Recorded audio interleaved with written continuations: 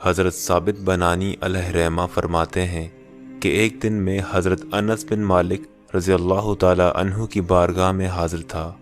اتنے میں آپ کے بیٹے جو ابو بکر کے نام سے مشہور تھے جہاد سے واپس آئے۔ آپ نے ان سے جہاد کی روداد معلوم کرنا چاہی تو انہوں نے جہاد میں پیش آنے والے بہت سے واقعات بتاتے ہوئے کہا، ابا جان، کیا میں آپ کو اپنے ایک مجاہد ساتھی کی عجیب و غریب اور ایمان افروز حالت کے بارے میں نہ بتاؤں؟ حضرت انس رضی اللہ تعالی عنہ نے فرمایا، ضرور بتاؤ۔ کہا، ہمارے لشکر میں ایک خوبرو نوجوان بھی تھا۔ جب ہم دشمن کے بالکل سامنے پہنچ گئے تو حملے کی تیاری میں مصروف ہو گئے۔ اتنے میں اس نوجوان کے یہ الفاظ فضا میں گونجے، واہ میری زوجہ اینا، کیسی دلکشی ہے تم میں، واہ میری زوجہ اینا، کیا حسن پایا ہے تم نے۔ یہ آواز سن کر ہم فوراً اس کی طرف دوڑے۔ ہم سمجھے کہ شاید اسے کوئی عارضہ لاحق ہو گیا ہے۔ ہم نے پوچھا، اے نوجوان، کیا ہوا؟ کہا، اے مجاہدو، سنو، میں ہمیشہ اپنے آپ سے یہ کہتا تھا کہ میں ہرگز شادی نہ کروں گا، یہاں تک کہ میں کسی غزوہ میں شہید ہو جاؤں اور اللہ تعالیٰ جنت کی سب سے خوبصورت حور سے میری شادی کر دے گا۔ میں ہر مرتبہ شہادت کی آرزو لیے جہاد میں شریک ہوتا۔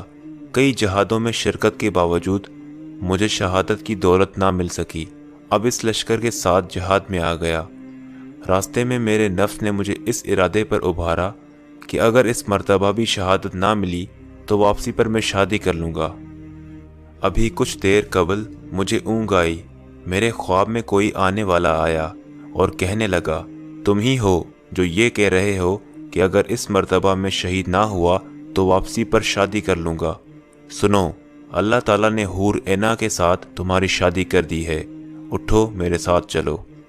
چنانچہ وہ مجھے لے کر ایک انتہائی سرسبز و شاداب وسیع باغ میں پہنچا۔ وہاں کا منظر بڑا ہی دلربا تھا۔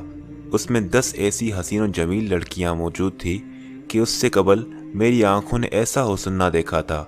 میں نے کہا، شاید ان میں سے کوئی ایک حور اینا ہوگی۔ یہ سن کر ان دوشیزاؤں نے کہا، ہم تو اس کی کنیزیں ہیں، حور اینا تمہارے سامنے کی جانب ہے۔ میں آگے بڑھا تو ایک بہت ہی خوبصورت اور سرسبز باغ نظر آیا۔ یہ پہلے باغ سے زیادہ حسین و وسیع تھا۔ اس میں 20 حسین و جمیل دوشیزائیں تھیں۔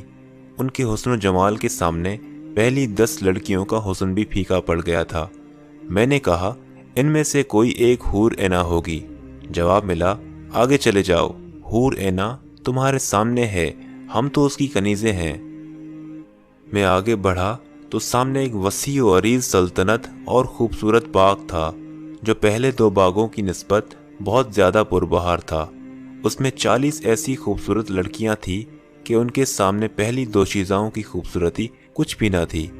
میں نے کہا، ان میں سے کوئی ایک ضرور حور اینا ہوگی۔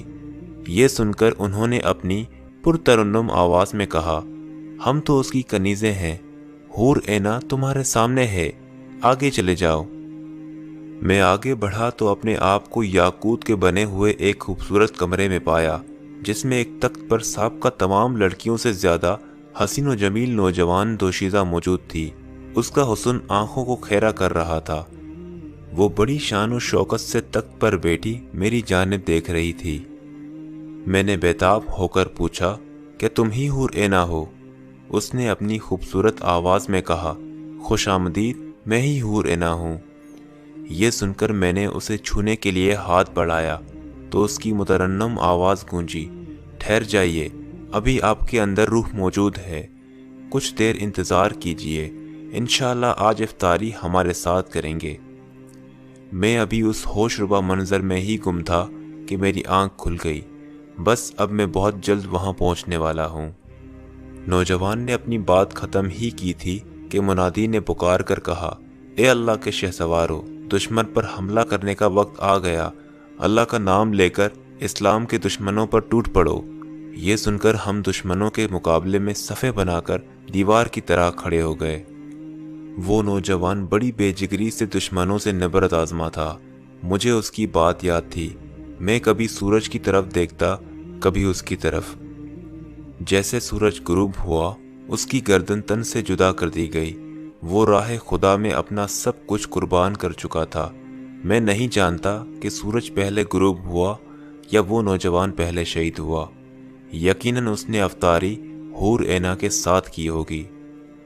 حضرت انس بن مالک رضی اللہ تعالی عنہ نے جب اپنے بیٹے کی زبانی اس نوجوان کی ایمان افروز کہانی سنی تو بے ساختہ دعا گو ہوئے، اللہ کی رحمت ہو اس مجاہد پر۔